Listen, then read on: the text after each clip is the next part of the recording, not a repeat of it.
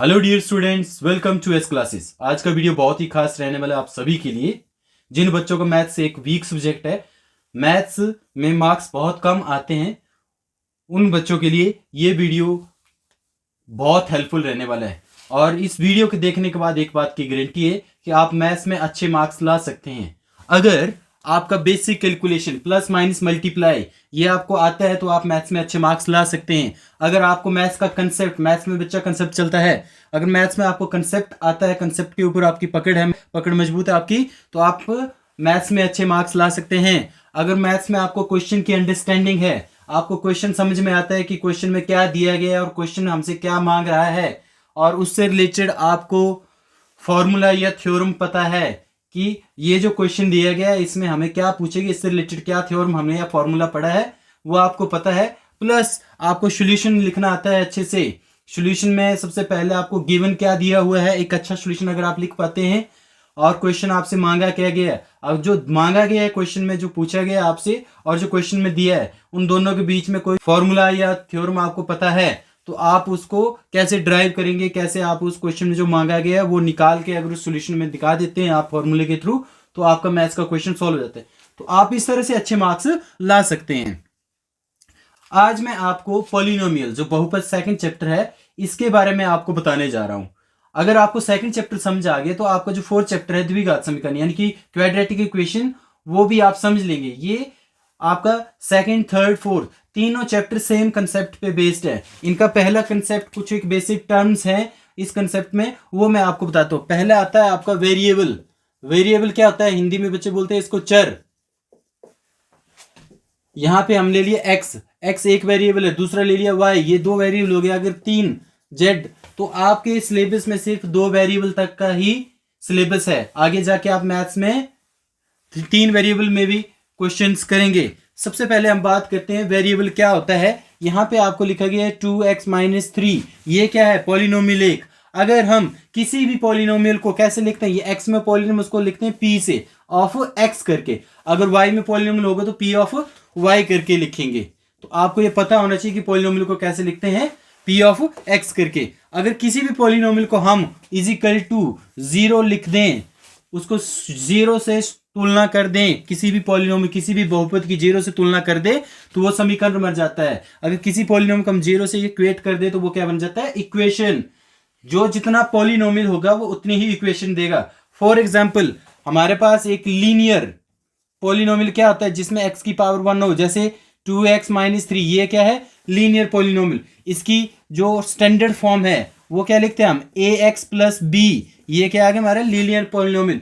और ax plus b is equal to 0 लगा दिया, क्या बन गई, लीनियर इक्वेशन, यानी कि रैखिक बहुपद, रैखिक समीकरण, लीनियर पॉलिनोमियल रैखिक समीकरण। ये आपको पता होना चाहिए। पॉलिनोमियल और इक्वेशन दोनों की ग्राफिकल रिप्रेजेंटेशन भी होती है। तो सबसे पहले ग्राफिकल रिप्रेजेंटेशन मैं आपको बता देता हूं। ग्राफ्स में आपका एक्स एक्सिस होती है, वाई एक्सिस होती है। ये वाली आपकी एक्स एक्सिस होती है जिसको बोलते हैं आप एक्स अक्ष, और इसको बोलते हैं वाई अक्ष, वाई एक्सिस। दो एक्सिस होती है, इस साइड क्या होता है वाई नेगेटिव, इस साइड होता है एक्स नेगेटिव। तो आपको पता होता है कि सेंटर में क्या होता है, 0। ये बेसिक से आपको ग्राफ्स को समझ लीजिए। लीनियर का मतलब होता है लाई इन अ लाइन, एक ही लाइन में। रैखिक मतलब एक ही रेखा में, सीधी रेखा में। लीनियर इक्वेशन जो होगी वो हमें हमेशा स्ट्रेट लाइन ही देगी आंसर। यहां पे मान लीजिए एक्स और वाई पॉइंट आएगा, यहां पे भी एक्स और वाई पॉइंट आएगा। जो आपका थर्ड चैप्टर है pair of linear equation two variable, दो चर वाले रैखिक समीकरण युग्म, वहां से आपको ग्राफ से रिलेटेड क्वेश्चन जरूर पूछा जाता है। वहां पे क्या होता है, एक्स और वाई होता है। अगर एक्स की वैल्यू आपने 0 डाली, वाई की वैल्यू आ गई मान लो 2। अगर एक्स की वैल्यू आपने -1 डाली और किसी उस इक्वेशन में आपकी या समीकरण में आपकी वैल्यू आ जाती है 3, ये क्या आ गया, पॉलिनोमियल। इसको x में ये पॉलिनोमियल, इसमें वेरिएबल क्या है x, तो इसको हम कैसे लिखते हैं, p ऑफ x करके। ये क्या आ गया, पॉलिनोमियल। p से पॉलिनोमियल होता है। देखो मैथमेटिक्स की जो लैंग्वेज है वो इंग्लिश ही है, इसीलिए हिंदी मीडियम में जो बच्चे पढ़ते हैं वो भी इंग्लिश लेटर का काफी ज्यादा यूज करते हैं। 10th के बाद आपका सारा मैथमेटिक्स जो इंग्लिश में हो जाता है मैक्सिमम। आगे आप जितनी भी हायर स्टडी करोगे सारा आपका इंग्लिश में ही चलता है। तो बेसिक प्लस माइनस मल्टीप्लाई जो है इंग्लिश में ही बताऊंगा मैं आपको एक क्लियर होने चाहिए बातें।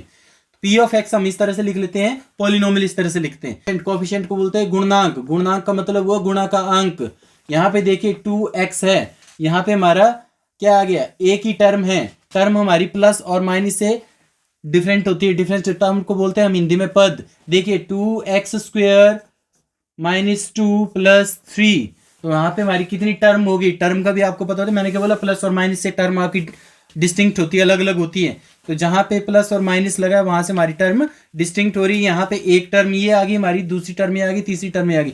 मल्टीप्लाई और डिवाइड से टर्म अलग नहीं होती। यहाँ पे देखिए 2 × 4 ये एक ही टर्म है 8, लेकिन -2 + 3 ये अलग अलग टर्म है। आपको टर्म का पता होना चाहिए। जब भी हम इक्वल के इस साइड क्या होते हैं, हमने अपनी लेफ्ट साइड देखनी है, इस साइड बोलते हैं इसको left hand side of the equal के, और दूसरी साइड आ गई राइट हैंड साइड। जहां पे इक्वल होगा उसको हम क्या बोलते हैं, इक्वेशन। इक्वेशन की आ गई लेफ्ट हैंड साइड, ये आ गई राइट हैंड साइड। जब भी हम प्लस की टर्म को इक्वेशन के लेफ्ट साइड से राइट साइड में लेके जाएंगे तो वो साइन चेंज करती है माइनस में। अगर इस साइड माइनस में होगी दूसरी साइड जाके प्लस में, अगर इस साइड मल्टीप्लाई करेगी तो राइट साइड जाके डिवाइड करेगा। इस साइड कोई टर्म डिवाइड में है तो वो दूसरी साइड जाके क्या करेगी, मल्टीप्लाई। ये बेसिक कैलकुलेशन है। इसके बाद हम जो बात कर रहे थे आपको पॉलिनोमियल की, पॉलिनोमियल मैंने लिखा है यहाँ पे 2x² - 2 + 3। यहाँ पे x की हाईएस्ट पावर यानी कि वेरिएबल, x क्या है हमारा वेरिएबल, चर। चर की जो सबसे हाईएस्ट सबसे बड़ी घात जो होगी उसको हम क्या बोलते हैं, पॉलिनोमियल की घात। हाईएस्ट पावर ऑफ x हम उसको क्या बोलते हैं, degree of the polynomial. Highest power क्या है 2, तो ये कितनी डिग्री का पॉलिनोमियल हो गया, 2 डिग्री का। कितनी घात का पॉलिनोमियल हो गया, बहुपद कितनी घात का हो गया, 2 की घात का। x क्या है यहाँ पे वेरिएबल, यहाँ पे भी वेरिएबल x आ गया। x के साथ जो भी आगे नंबर लिखा होगा वो होता है x का कोफिशिएंट। वेरिएबल के साथ जो आपका आगे लिखा होगा उसको बोलते हैं कोफिशिएंट यानी कि गुणनांक। ये बात क्लियर होगी। अगर आपको ये बेसिक वेरिएबल और कोफिशिएंट दो चीजें समझ आ गई, इसी से रिलेटेड आपको क्वेश्चंस आता है।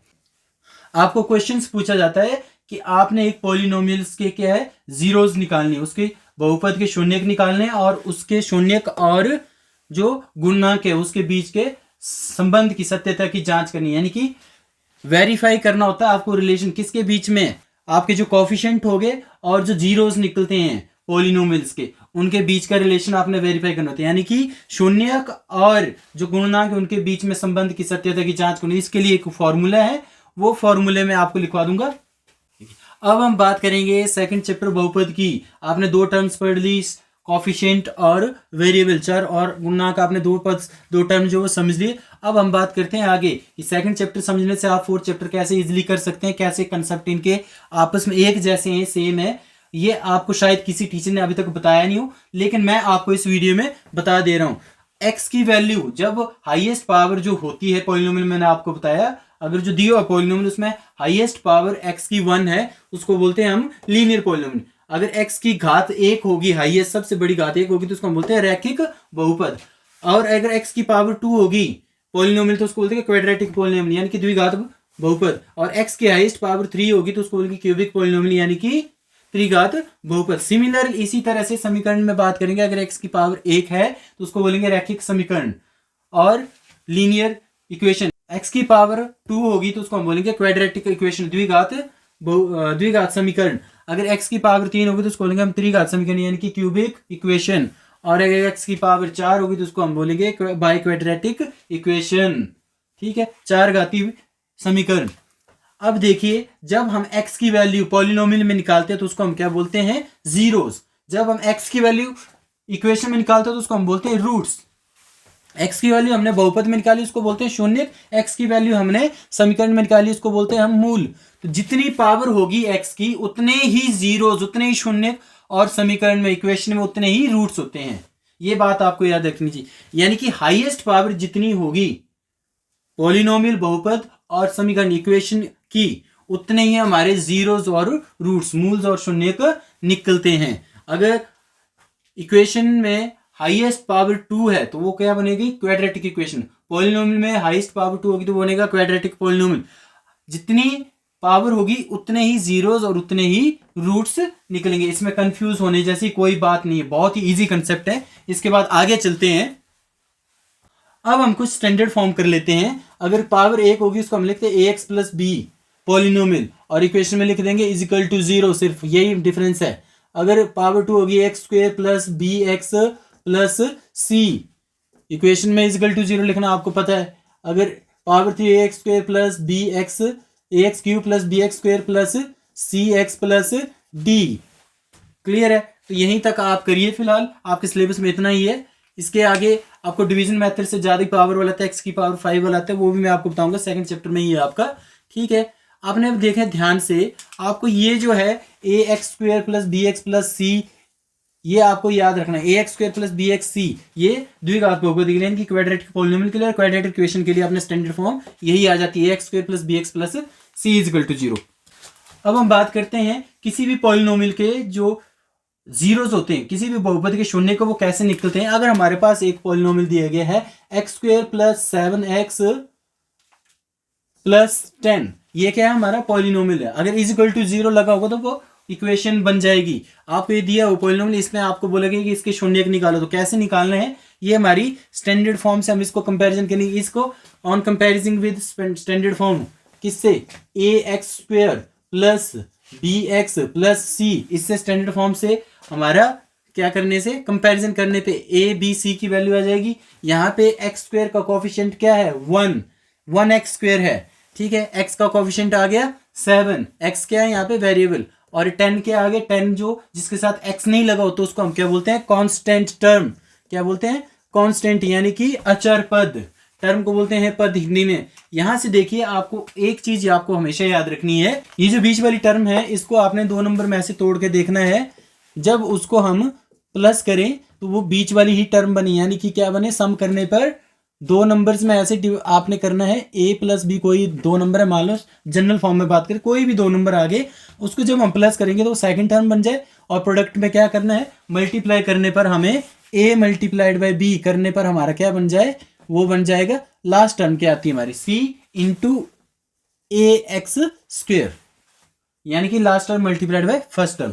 ये चीजें आपको कंसेप्ट याद रखना है। अगर आपको ये आ गई तो इस तरह से जितने भी क्वेश्चंस आपको आते हैं रूट्स निकालने के लिए इक्वेशन में या बहुपद में, जीरोस निकालने के लिए, शून्य निकालने के लिए, और द्विघात समीकरण में आपको मूल निकालने के लिए, वो आप अच्छे से कर सकते हैं। कंसेप्ट क्या है, सिर्फ आपको सम और प्रोडक्ट का पता होना चाहिए कि आपकी जो बीच की टर्म उसको आपने इस तरह से 2 नंबर में तोड़ना है कि वो प्लस करने पर अगेन बीच वाली टर्म बन जाए, और वो आपस में मल्टीप्लाई करें तो वो फर्स्ट इंटू लास्ट टर्म हो जाए।